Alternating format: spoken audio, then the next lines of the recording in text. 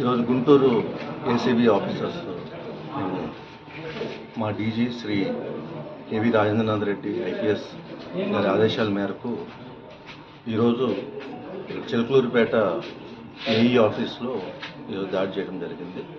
ఇక్కడ ఏఈగా పనిచేస్తున్న చిలకలూరిపేట ఊరు ఏఈగా పనిచేస్తున్న ప్రకాశ్రావు నాయక్ అనే అతను కమ్మవారిపాలెంకి చెందిన అనిల్ కుమార్ అనే అతను అగ్రికల్చర్ కనెక్షన్ కోసం మీటర్ అండ్ ట్రాన్స్ఫార్మర్ కోసం అప్లై చేస్తే దానికి రేజ్ చేసిన డిమాండ్ బిల్లు దానికి కాకుండా అదనంగా 55,000 లంచం డిమాండ్ చేశారు.